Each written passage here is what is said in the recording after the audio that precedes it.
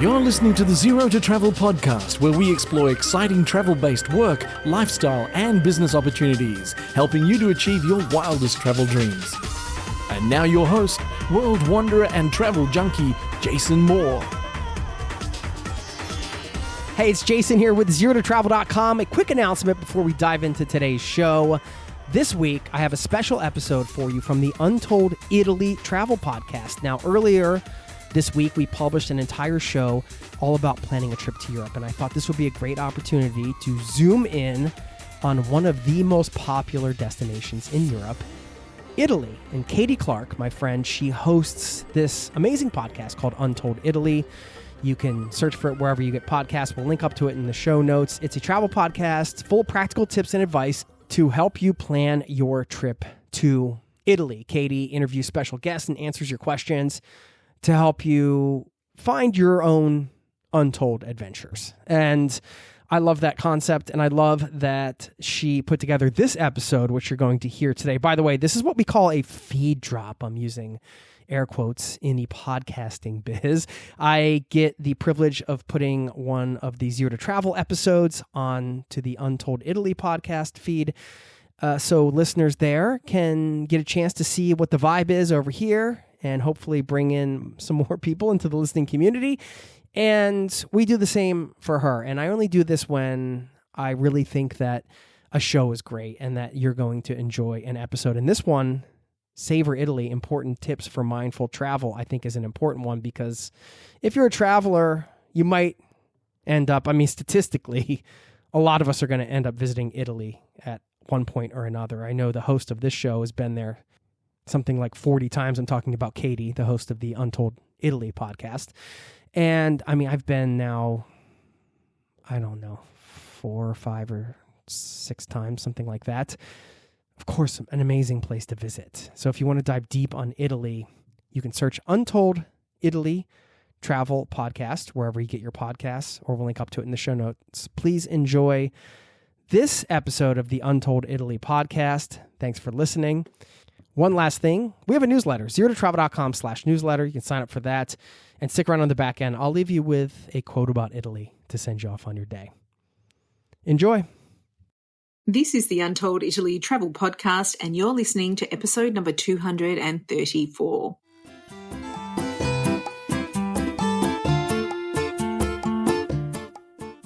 Ciao a tutti and benvenuti to Untold Italy, the travel podcast where you go to the towns and villages, mountains and lakes, hills and coastlines of Bella Italia. Each week, your host, Katie Clark, takes you on a journey in search of magical landscapes, history, culture, wine, gelato, and of course, a whole lot of pasta. If you're dreaming of Italy and planning future adventures there, you've come to the right place.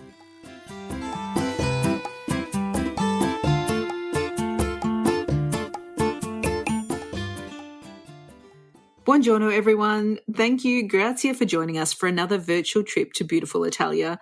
It's great to have you here as always for what I believe is a really important episode on the differences that we can make to our own travels that will make a positive impact on the places that we visit and level up our own travel experiences at the same time. Lately, the news has been full of stories about over-tourism in some of Europe's most favourite destinations, including many of those in Italy. And also the local challenges that go hand in hand with that over-tourism, such as limited housing for locals, squeezing out artisans from historic centre of cities, eateries catering solely to visitors, and I could go on and on. Our guest today is my friend, author of the Glam Italia travel guides, Corinna Cooke, and she and I felt like it was time to address this issue head on. And I say that because it's been a very deliberate strategy of mine to talk about slow travel approaches without directly mentioning it as a philosophy, because I truly believe in showing rather than telling. But today I wanted to flip the switch and be very upfront about how the choices we make as travellers really do have an impact and that we can make changes by voting with our travel dollars. So let's join Corinna and dive right in. Bentornata, Corinna. Welcome back to the Untold Italy podcast. Thank you, Katie. It's wonderful to be back. Oh, it is always a pleasure to have you join us. And you're fresh off the plane from Italy. Can you tell us some of the highlights of this trip? Yes, well, it's all different now that I have a home there. So, that's pretty exciting. For me, just being at my home is really, really exciting. And then packing it up to leave, I'm just like, oh gosh, I can barely breathe. So, yeah, it was great. I did all kinds of really interesting things, went to some new places. I actually, at the end of my June tours, I always like to go to the beach for a week because beach vacations are my favorite thing. And this time I went to the beach in Le Marche, my first time, and it was so beyond fantastic. I mean, I always have quite high expectations, but this was like 1,000 times more than I thought it was going to be. And it was, oh, I don't know, I'm still really, really excited about it. It was fantastic and fun and ridiculously affordable. No tour buses. So there's very low tourism or very low the international tourism, I guess, is you get like a lot of Europeans maybe going through there, but it just felt really special and untouched, and it was so great, so great. And then now I'm home, and I'm got this new kind of jet lag that I've started getting the last couple of years, where coming back I wake up at like 3:30 in the morning or whatever, and I'm wide awake. You're always smiling, and we love all your adventures, and I'm sure we'll get into a few of those later. But let's start with a quick recap introduction. I've given everyone the 30-second summary, but can you remind our listeners, and especially the new ones, about who you are and what you do? Yes, my name's Corinna Cooke, and I write a best-selling book series called the Glam Italia How to Travel Italy books. And they approach travel slightly differently in that they are all about showing you places that you don't know inside of the big famous cities. So whether you're in Rome or in Florence or Venice or wherever you are, there's so many fantastic things to do that most tourists don't know about. So you don't need to be in crowds all the time. You can be off seeing equally spellbinding things and having all these incredible experiences with not a whole lot of people around you. So that's kind of what I do. I also lead small group tours for women called the Glam Italia tours, and that's about it. She's a very busy lady and very inspiring. And we often ask Corinna to join us to chat about practical planning trips to make the most of your time in Italy or her favourite places. But today we're going to switch tack a little and talk about something that we're both passionate about, and that's how we can travel and truly enjoy ourselves and not be part of an ever-growing problem of over-tourism and all the associated problems that entails. So some people call that sustainable travel or responsible travel, and I think that's probably a nice label to put on it. But I wanted to put a touch point in it before we start this chat, is that over the past weekend that's just gone past, thousands of people in Spain protested in Barcelona against over tourism, and what they did was they actually soaked tourists with water pistols and they drenched them, and really they were not made to feel welcome. And I think I don't think that was a great experience for anyone there. And it really does come back to this problem of these popular cities in Europe that are becoming more and more inundated with tourists, and it's impacting the lifestyle and the lives of the people there. So what the good news is, because that was a pretty crazy story, I thought, that according to a recent survey by the accommodation site booking.com, 76% of travellers said they want to travel more sustainably in the future. But the problem that they were having is that 51% of travellers believe there aren't enough sustainable travel options. So hopefully during this chat, we can reveal some of those options to you, because there are a lot of simple ways that we can take, and I know Corinna's got some excellent ideas to enhance and not compromise your travels at all, but actually make them the best travels you've ever had. So I know you, Corinna, have a lot of thoughts on this, so I'll let you get started. I will say that, for years, people used to try and talk to me about sustainable travel. And I felt like it was those religious door knockers, trying to sell you something. And as soon as somebody would bring it up, I would do anything I could to get out of that room. I didn't want to have somebody talking at me about stuff. And then I actually watched a YouTube thing. This is years and years ago by accident, but this guy was a travel specialist and he was very interesting. And then I realized that sustainable travel was exactly what I was doing. I just didn't want to call it that. They need somebody to make it like a sexy name for it, not Yeah. sustainable travel, because it sounds so off-putting. But really what it is traveling in a way that you don't damage the place that you're in. And I think that, it's actually really easy to do. It's how I have always traveled without realizing that's what I was doing. And I think for the end user, that being the traveler, your experience is so much better for it. It's so well worthwhile doing, and it's very, very small adjustments. I found with my tour groups over the years, when I'll say to them, oh, you know what, we should maybe do this way, and explain it to them, they straight away get it. And I'm like, oh God, no, I don't want to be a problem. I want to be one of the good guys. So it's all like really easy stuff, but it kind of starts off with, why do we travel? And we travel internationally so that we can experience something different than what we have at home. So the first thing we need to do is value what it is that we're coming to see. The second thing when it comes to Italy is I think we really need to stop and think about, when we dream about going to Italy, what is it that we are dreaming about? Are we dreaming about being squashed inside of crowds with like those headset things in your ears and trying to remember what color flag the person's waving today and make sure you're following them? Or are we actually really dreaming about rolling hills in Tuscany and vineyards and olive groves and beautiful old buildings and wandering little streets full of history? And I think it's about aligning our actual travels more with those dreams that we have, so that we see that Italy. And it's really easy to do, even inside the big crowded cities. So we can have that experience inside of Florence and Rome and Venice, no problem at all.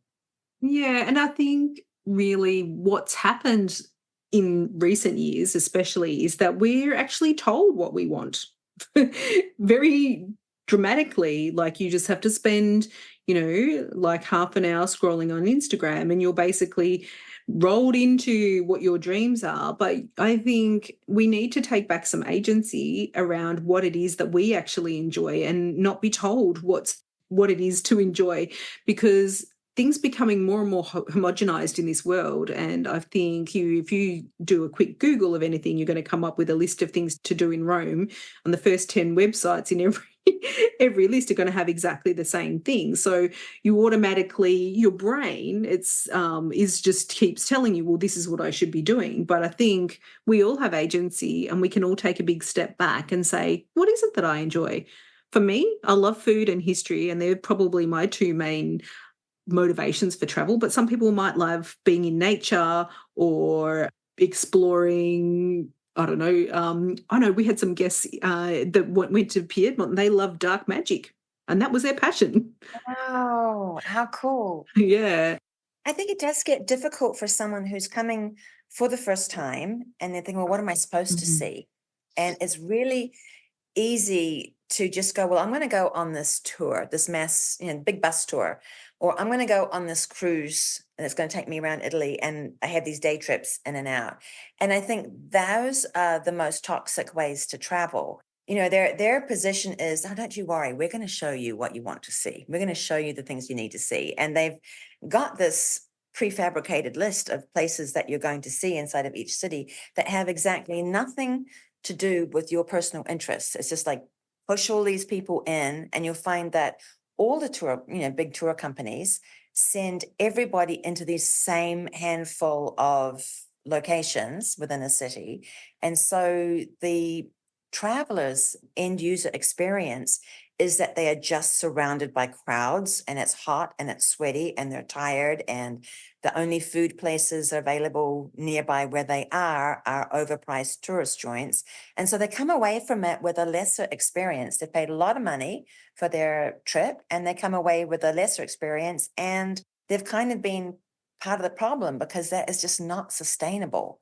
So I think that some of the big things are making a move more towards small group tourism, where kind of like what you and I do, where it's more specific to certain people's interests.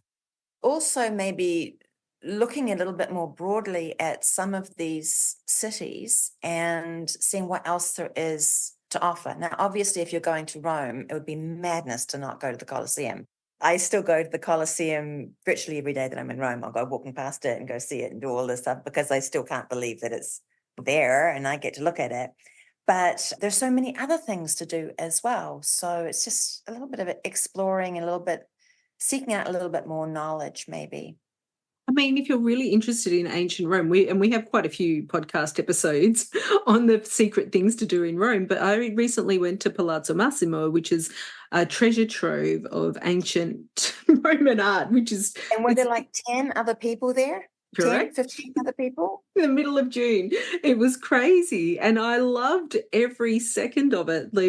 Like you're sort of thinking, is this real? Like, because they've actually kept a lot of these treasures in this museum because they want to keep them safe, right? And then they've got too many treasures. So you wander over the road to the Baths of Diocletian. They've just got them all hanging out. They've just thought, we don't really know what to do with these, so we're just going to put them in the garden. And Yeah, I mean, like those places absolutely blow my mind. And anytime I take any of my tour travelers there, or I'll often have people reach out to me on social media, or like in my Rome book, I talk about these places.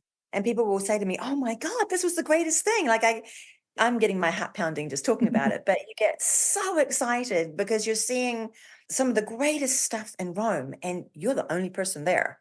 Like, so there's just so many options of things to do. And the thing is, when you're doing things like that, when you're going to Palazzo Massimo and the Baths of Diocletian or the Baths of Caracalla or Palazzo El Temple, I mean, I could make a huge list of places in Rome to go to where there's barely anybody there. They're astounding places to see. And the act of going there is what's called sustainable travel. You know, you've not been weighing down these over touristed places. You're going to somewhere less traveled within this big city, you know, that's oftentimes just across the street from the most crowded places. And your travel dollars are going into supporting those places and keeping them running. And, you know, it's the tiniest action, but it's so sustainable. You know, it's the epitome of sustainable travel. Yeah. And everybody wins because you're getting this most amazing experience. Like, have you been to Palazzo El Temple? Yes, I went there as well this time. Oh, like that's another one of my favorites. And so for you listeners, it's at the top end of Piazza Navona, which is perhaps the prettiest piazza in all of Rome, and it gets very busy. You cross the street and you'll see the big sign for Palazzo El Temple. And so you leave the crowds, cross the street, and half the time that I go there, there's almost nobody there. And just staggering, absolutely brain-bending, endless ancient Roman statues, and inside this building that is just devastatingly beautiful. And so you're getting this full, round, rich, robust Roman experience. You're really getting to see ancient Rome, just as you can at Baths of Diocletian and at Palazzo Massimo. But I feel like you get time to like stop and look at these statues and things from every different angle and to just breathe them in and enjoy them and move through at a leisurely pace rather than having to be hustled through because there's another 1,000 people coming behind you. And it really is. I mean, the Colosseum has got apparently up to 30,000 visitors a day, and only 3,000 can be in there at one time. At a time. Yeah, it's really busy. And look, you know, it's one thing you definitely have to experience it once in your lifetime. And I think walking out on that arena and pretending that you're a gladiator is one of those top moments in life. But you know, there's so much to do. And the Colosseum itself is one of the world's most iconic monuments, of course. And unfortunately, it's so iconic that it's almost like the Ministry of Culture in Italy doesn't really know what to do with it. Because, I mean, for me, I get a little bit worried when I go there because I'm thinking, wow, this is so precious. This is such an amazing testament to human ingenuity that it actually survived for, you know, 2,000 years, even though it's been ransacked and trashed and it's been the home for, you know, they've made it into a farm and all sorts of things. But I mean, are we really respecting, and like, this is not an answer for anyone here. I think the Italian government really needs to have a look at some of these amazing cultural treasures that they have and how they really manage them going forward, because they need to do a better job, in my opinion, of advertising what else is available, because I don't think they do the best job of that, to be honest with you. And I think they rest on pretty, is the saying is, and really promote the obvious stuff when they could be doing a better job of letting people know about the amazing Palazzo Massimo and all the different Roman baths and all of those things. Yeah, I think also the tour companies and the cruise ship companies, like, they're taking the easy way out. They just send them on in, like, busload after busload after busload, and they don't care. They've already got your money, so they don't care what your experience is. So if you're standing there amongst thousands of people, they don't care. It'd be better if they were offering people all these different things and saying to them, hey, you can do this, or you can do these things, and, like, just explaining to people some of the different things that are available. I mean, I'll get off the Colosseum in 1 second, but I was horrified in June. I was there with some friends who are working on another project, and we're walking around the back of the Colosseum, and I was watching all these cruise ship groups. It was from Norwegian cruises. And I was watching them, like, they were all filing along. First of all, there was group 23, because I was watching the paddle with 23 on it. And I was horrified that all these people were so intently following number 23 and making sure that they were not losing sight of number 23, that none of them looked over to their right and paid 1 second's attention to this 2,000-year-old building that is one of the great wonders of the world. And then I was saying to my friends, I'm like, look at these idiots on group 23. How can you possibly walk past this and not look at it? Like, it's the beginning of the day. They haven't been in there yet or anything. How can you possibly do that? And then my friend Melissa's like, well, look at group 16. And they're going the opposite way. Same thing. And they're so intently watching that paddle, because if they get separated from their group, that's going to be a disaster for them, that they're missing the fact that, hey, wait up a moment, look at what you're going past. And I found that just so sad. I think it does come down to agency as well. Like, we can make our own decisions about the experiences that we want to have. And, I think it's easy to go for a package in many different senses, to get that whole package and say, yes, that's what I want. But if you'd have to take a little time, it maybe is a little bit more confronting.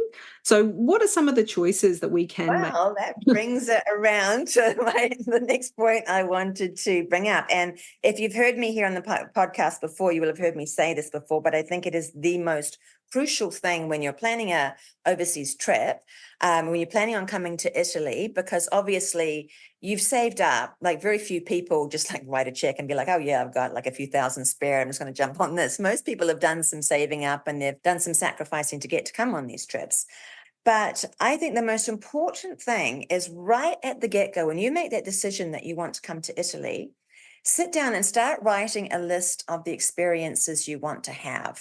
Because I guarantee you're not going to write down on your list, I want to be stuck in a crowd and, like, desperately trying to follow paddle number 23 and not get lost. So let's look at what those things are. And it might be that you want to see some historic sites in Rome, and maybe you want to see some interesting old art, and maybe you want to go to a winery, and maybe you want to have the experience of dining al fresco somewhere beautiful, sitting in some lovely piazza. And, like, you start making a list of these things, and then once you've got your list kind of nice and fat and round with all these things that you'd be interested in doing, we can now cater a trip that is based on your interests, not based on what some tour company is telling you, oh, these are the 5 things you need to see in this city.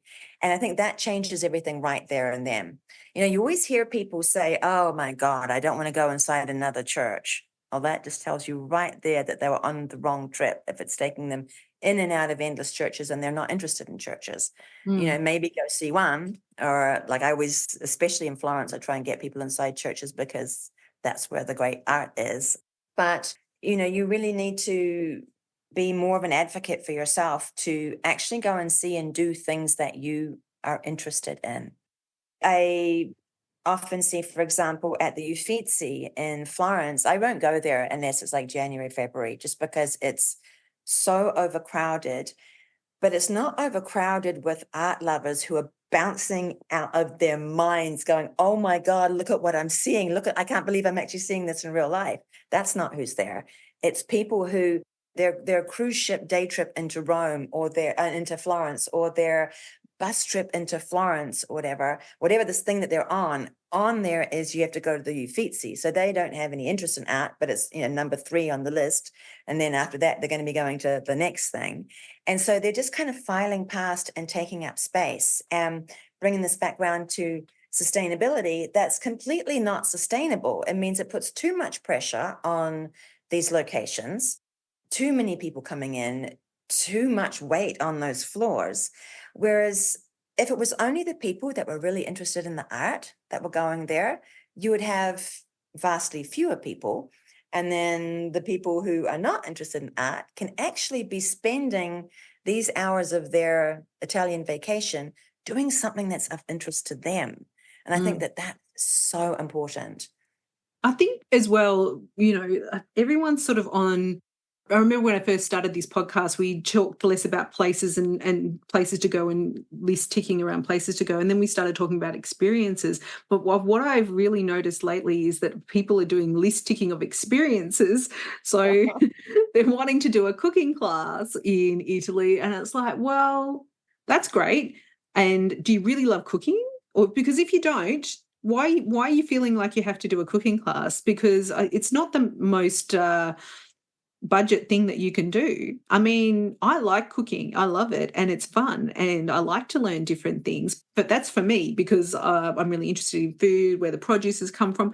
But if you're not interested in it, I think don't add that to your list, because it's just not, or maybe you will get inspired. I mean, this is like an open conversation. Maybe you will. But I think for me, it's about learning different techniques and things, and understanding, well, if I'm going to go to Rome, I want to learn how to make the Roman pastas, which Nazim's talked about a lot on this show. And I don't really want to do that when I'm in Venice, because that's not what they're known for, right? So, yeah. So I think just be really curious. Like, curiosity is the real driver here. If we can all be a little bit more curious, then we will find the doors open, and we'll find the experiences that we're truly looking for. Yeah. For example, if you enjoy cars, jump on a train and go up to Modena. Go up and see Ferrari and Lamborghini and Pagani, and go have that experience, because that's going to fill you up, and you're going to be so thrilled that you've been and seen this cool thing that means something to you. Don't let your trip be filled up with things that don't mean something to you, because then again, we get to the situation where we've got too larger crowds all weighing down a small area. And then what happens when you have those crowds, while they're waiting hours to get inside somewhere, or waiting in line to get inside somewhere, they're not participating in the local economy. You're not in the shops, you're not buying gelato, you're not doing these other things, you're just standing there. And that's very non-sustainable as well. I have this whole thing with sustainable travel, where I believe that every dollar you spend either has a positive or a negative impact on the place that you're in. So I'm not talking about the country as a whole. I'm talking about this little town that you're standing in right here, right now. So if you make the decision that every dollar I spend is going to have a positive impact, then it changes how you spend those dollars. You're not going to be wanting to spend money to stand there in line for an hour for something that you're not really interested in. You're more likely to spend those dollars on something that does interest you. One of the examples I love to give is with gelato. Because it costs $2 for a gelato. It costs the same if you go to an artisanal place where it's made on site and it's fresh made, or if you go to an industrial place where it's chemically made ice cream. And I think you've had episodes about gelato, right? Yeah, we can educate you on that. Yeah, so we know the difference between the two. So the difference with the sustainability equation and making those $2 or €2 count is that if you go and you buy that chemical, mass manufactured ice cream product, then those €2 that you're spending aren't landing on the ground in this town that you're in. We'll use Florence for an example. They're not landing in Florence. They're just going off to some chemical factory. Whereas if you go to an artisanal gelato shop, and they are everywhere, and Italians won't eat the manufactured stuff, they eat the real stuff, then that €2 that you're spending for your gelato is actually impacting real people's lives, because a real person came in and was making that gelato this morning. They're making it with ingredients. So like a strawberry gelato, for example, from an artisanal place, is actually made with strawberries that a farmer grew. So of your €2, part of that is going to a farmer. Part of it's going to another farmer that the milk has come from. Part of it is going to the guy that did the churning and did the making of the product. It's only €2, but it's made a difference. And it's just little things like that. When you get that awareness, that you can make all the difference in the world. And you might say, well, €2 is neither here nor there. Well, factor that out by 10,000 people going into one little gelato shop over the course of the year. And yeah, it's made a huge difference. Corinna, have you read Atomic Habits by James Clear? He's Oh my God, you know what's crazy? I do masterclass, and last night I just started his masterclass. Ah, okay. Yeah, because it's a really interesting book, and what it's saying is little changes, and just consistently, little by little, if you change your habits, then it's going to eventuate into a big change. So I feel like that's a really important message here, is that we can all do small things. We're not going to hit the mark 100% of the time. No one's perfect. But if we can make some small changes, like you say, to buy the artisanal gelato, which by the way is delicious and way more delicious than the bright blue puffo, which is a Smurf flavor. I just always laugh when I see it. I'm like, oh, that can't taste good. Yeah.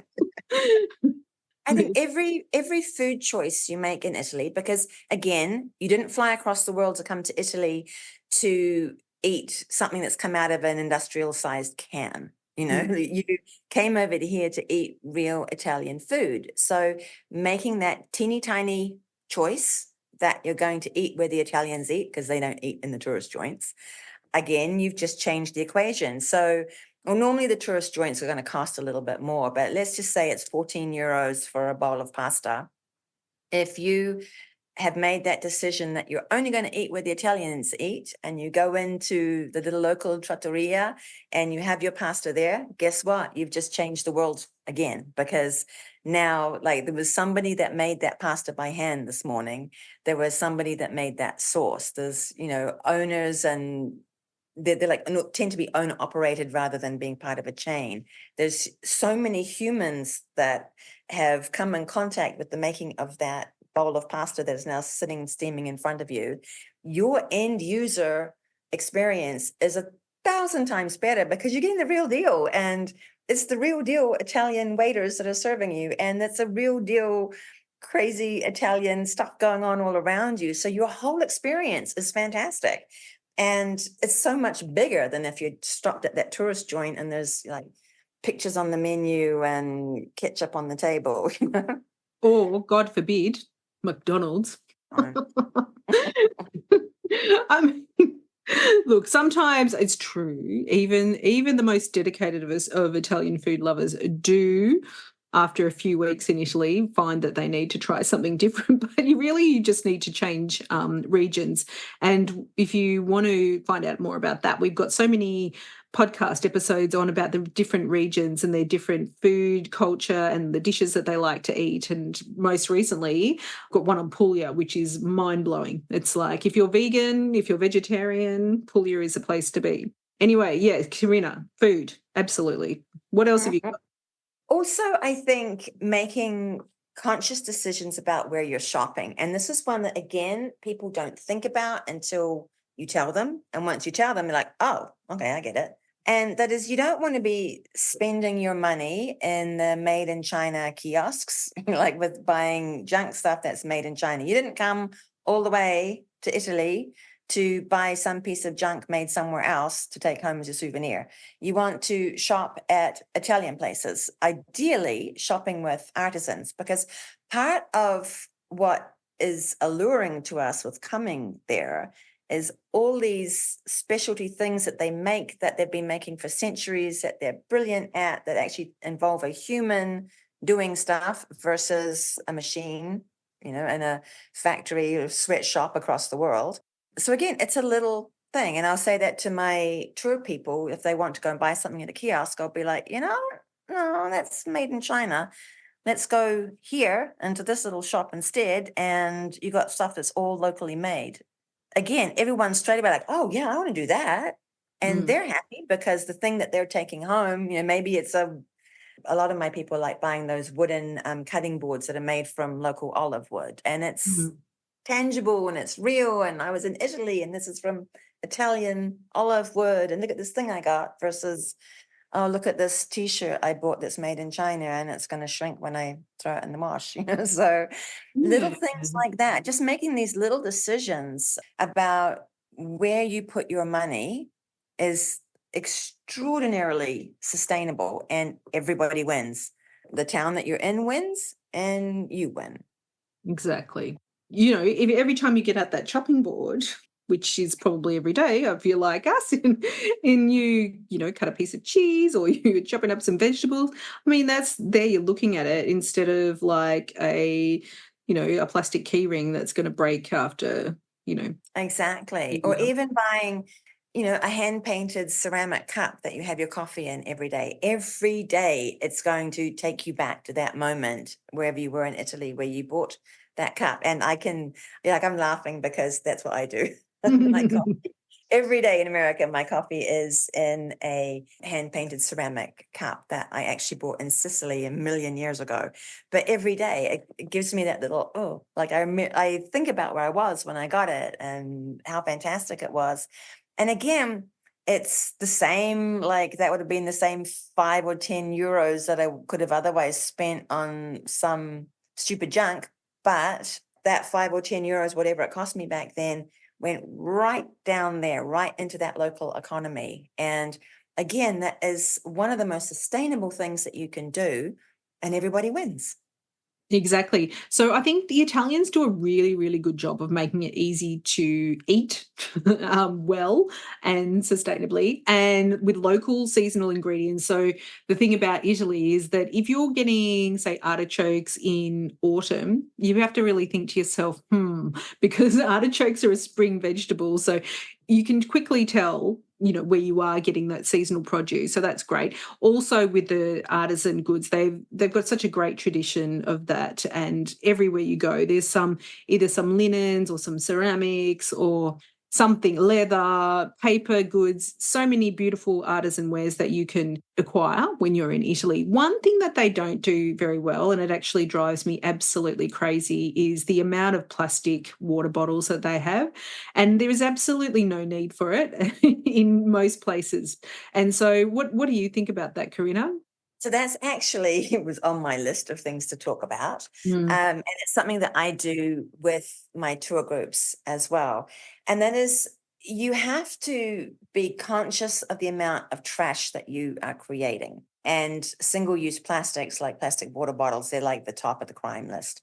So when you're somewhere like Rome, it's brilliant because they have the Nozzoni everywhere and you can just stick your empty bottle under that, fill it up with icy cold aqueduct water, and it's fantastic.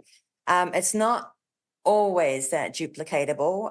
If you're walking around Venice and you need more water, that's a little bit more tricky. But it's just something to be really aware of. And I really get quite emphatic about walking around eating. So here in America, it's very much just a way of life. You'll see people walking down the street eating a hamburger or eating a whatever and not thinking about it. Whereas over there, if I use the example of Venice, for example, when you're walking and eating, or you're eating outside of an establishment, you now have food trash. You have bits of food that are falling on the ground. When you are done eating, whatever food is left, you're like throwing it into a trash can that is hopefully not overflowing. But those food scraps, that food mess, actually draws rats. And so you're creating trash that the city has to now pay for getting removed. And you're also bringing in rats. Unless we're in like a port town that has a street food culture and we'll go on a street food walking tour like Naples or Palermo or Genoa, my God, just Yeah. like let me die in Genoa. Like, I love this street food.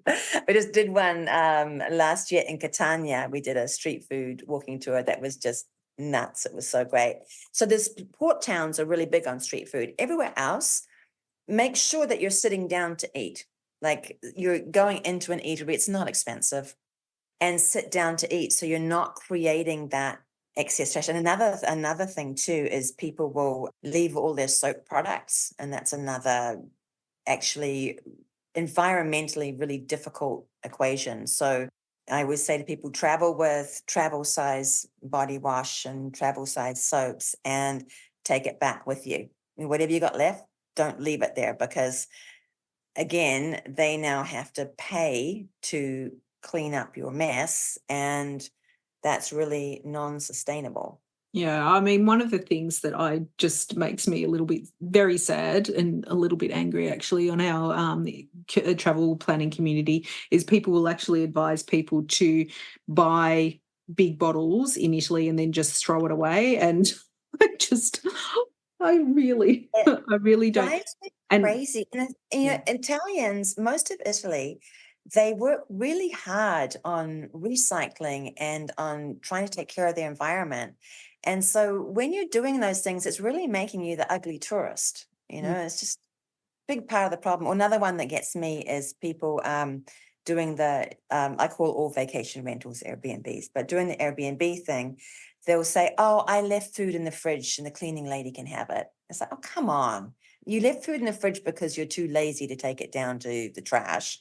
And no, the cleaning lady does not want your open bottle of milk. She doesn't want your food scraps. What are you talking about? yeah. So that one drives me crazy too. But just being responsible and aware of the amount of trash that you are creating is huge. But the single-use plastics with the water bottles is a bit of a nightmare. And I don't really know the answer to that in most places, because especially like this summer, it was boiling hot. Like the last few summers have been really, really hot over there. So you are consuming a ton of water. And if you're not somewhere where you can fill up with quality water for, free, like the Nozzoni in Rome, it can be a bit of a problem. Yeah, that's true. But I think as well, the Italians don't have a strong drinking water culture. I mean, even at restaurants. So it's really more bottled water. And I find that, they could step up a bit too. I think there's a lot of things we can all do, not just as tourists, but as, maybe as a tourist, that we demand that they offer that, and then they need to change a little bit, and that would make a difference too. But I find that a bit frustrating about Italy, to be honest. Here in Australia, you can order tap waters, mineral water or sparkling, and it all comes out of a tap. It's a big vat. It's not actually a bottle. I mean, which is, it's a little step again, but it's not the end result. I guess that the ultimate will be that we didn't use any packaging at all. But I mean, that's probably not realistic. Yeah, it gets frustrating. What else did you have for us, Corinna? Oh, let me see what's on my list here.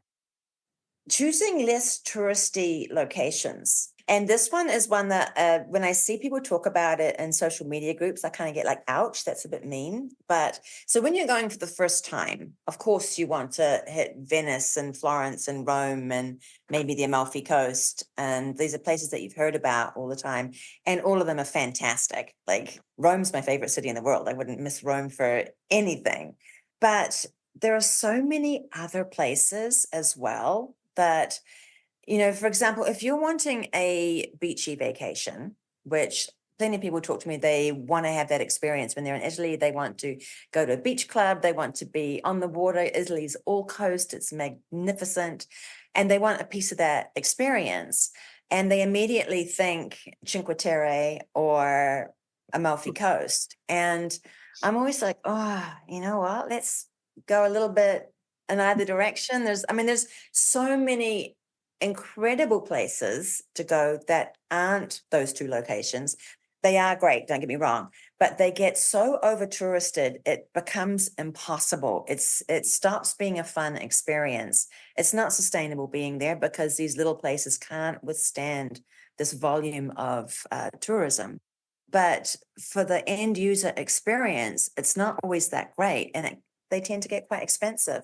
Mm. But there's so many other places that are close by that you can go, like buzzing down to the Cilento, or there's so many places on the Tuscan coast where beaches are gorgeous, turquoise water, very low mass tourism going to them. So that means the price comes down drastically. You're getting that more, I hate using the word authentic, but you're getting that more Italian experience that you've been craving, rather than just being surrounded by 1 billion cruise ship people. And I think that everybody wins. Like of the last few years, I've been to Abruzzo for a beach vacation, this time going to Le Marche. And I was telling you before we started recording, this trip to Le Marche was phenomenal. I mean, it was just everything you could possibly dream of for beach time in Italy. And it was so affordable, and it was so sustainable too, because every dollar I spent was hitting the ground there and was actually going into the local communities of where I was. So I feel like everybody won by me being there, especially me. Yeah, I was just about to say that. I was the ultimate winner. But, I've been a couple of years ago, I was down in Abruzzo on the coast. I love going to Puglia. In Puglia, there's famous beaches, but there's also tons you can go to that are not overly famous, and they're equally fantastic. And your end user experience is extraordinary, and you come away from it going, oh my gosh, this is my life. Look at what I'm doing, versus being wall to wall, shoulder to shoulder with, mass tourism. Yeah, I think it's a really interesting discussion. I know when I talk with Holly in Capri that she's really struggles with, the whole need to, I mean, she loves sharing the island. That's now her home, but it's also a little bit scary. I mean, even just a few weeks ago, there was a big water pipe burst and they ran out of water and they stopped all the ferries going to Capri. They did not have any water. They were allowed 20 litres of water per family. It's not a lot of water. You can't, I mean, that's drinking water. That's not to wash yourself. And that was for a few days. So I think, just being aware of some different options can make a huge difference. It can often seem like, well, they're telling me to go far away in a country that I don't know. But the thing is that wherever these big famous places are, right next door to them is somewhere equally fabulous that doesn't have that tourist load. The Cinque Terre is another great example, and we've talked about Liguria a lot. Just up the way, like $2 on the train, you have a whole new world that is equally beautiful and equally, stunning and atmospheric as the 5 villages are, but there's hardly anybody there. And so you're not overloading the place. Your dollars are actually making a big difference. And again, everybody wins, and your end user experience is incredible. And it's a not so secret objective of this podcast to help people find the untold parts of Italy that they want to go and find. And so that's why a lot of the times I like to talk about, the places like in the Rome and Venice and Florence, and give people ideas of what to do there, just like you do in your books, Corinna, but also like to shine a light on these places and, somehow bring to light these different wonderful experiences that you can have that are just on your doorstep and just very, very close by and worth the effort.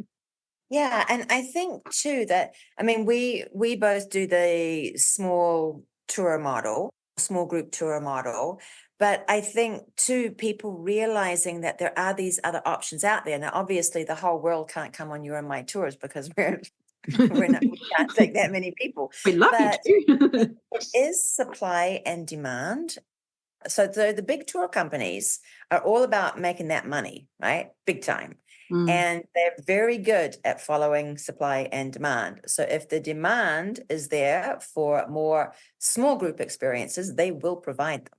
So I think for people listening, maybe my tour is, well, I am only doing a handful of tours, so I can't really take that many people, but just looking for small group opportunities of things that are of interest to you. That's the answer right there. It's totally sustainable.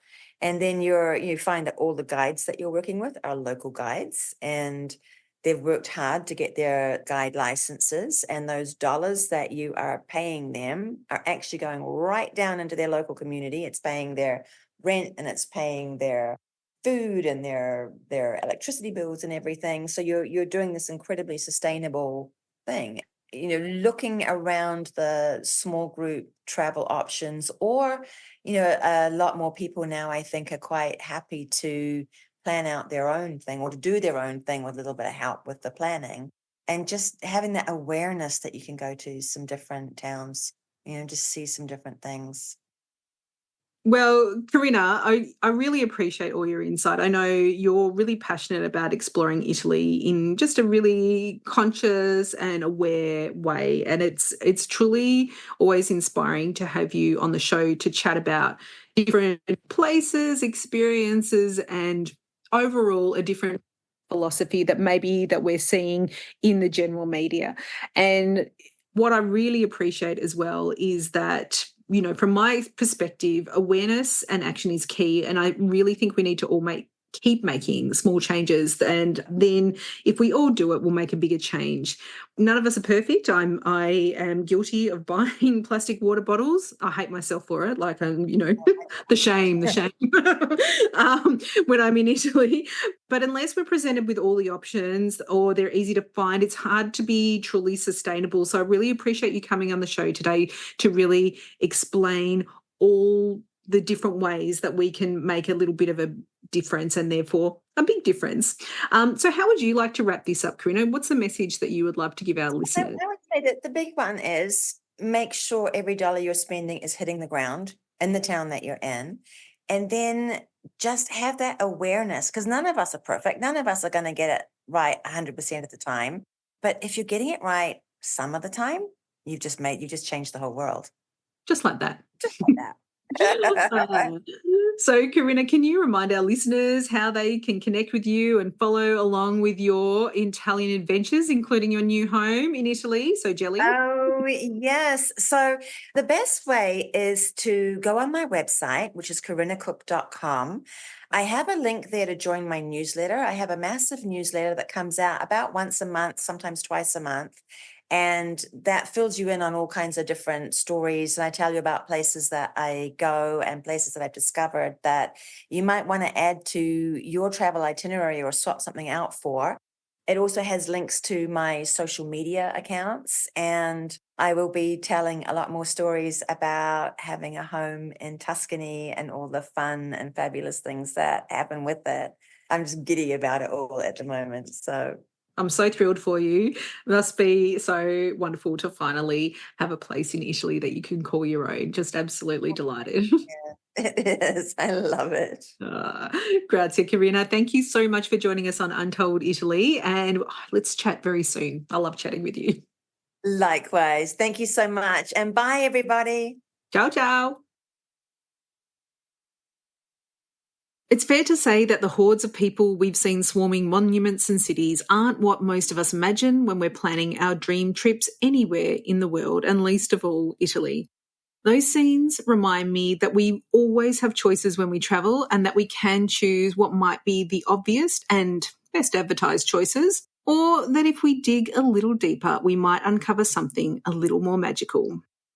I don't know about you, but when I'm traveling, I want to be contributing to and learning from the places I visit and not having a negative impact on them.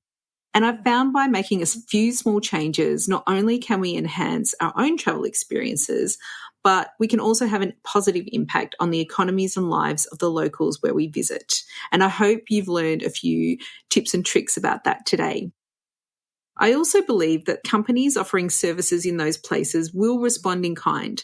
So if more people reject the puffy gelato in favour of delicious artisanal scoops, more smaller gelateria will be encouraged to open. At a more macro level, I hope that encourages the Italian Tourist Board to switch its budget from the obvious attractions and do a much better job of marketing lesser-known destinations in Italy and find creative ways to encourage visitors to go and explore beyond the obvious. Here at Untold Italy, we'll continue to showcase lesser-known destinations and regions and give you insights into the ways that you can visit the popular sites in a way that's considerate and respectful of local customs, but also gives you a wonderful experience too. You'll see that across all our platforms, this podcast, our website, social media, on our tours, and of course with our trip planning clients. After all, this is the magical, heart-stopping, beautiful Italy that we love, and we want you to have that feeling too.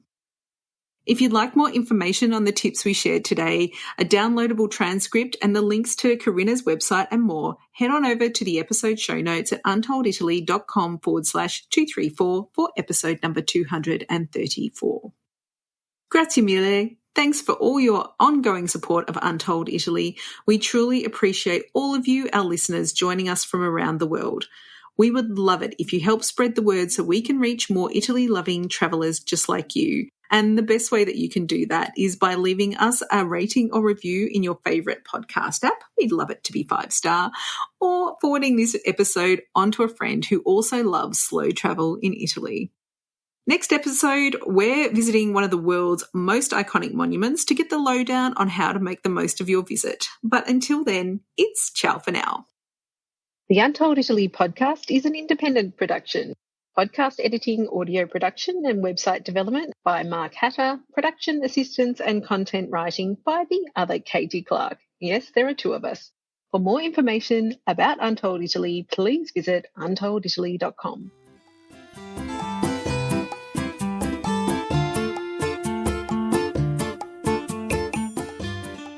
There you have it. Thank you once again to Katie Clark for this collaboration. Hope you enjoyed her podcast, Untold Italy. And if you are planning a trip to Italy, I encourage you to check it out and dive deeper and see what other episodes she has over there that might be able to help you out. Now, I'll leave you with a quote from Giuseppe Verdi, an Italian opera composer, who said, "You may have the world if I may have Italy." Thanks for listening. I'll see you next time. Peace and love to you and yours. Cheers. This podcast has been brought to you by ZeroToTravel.com. Ideas and advice to make your travel dreams a reality.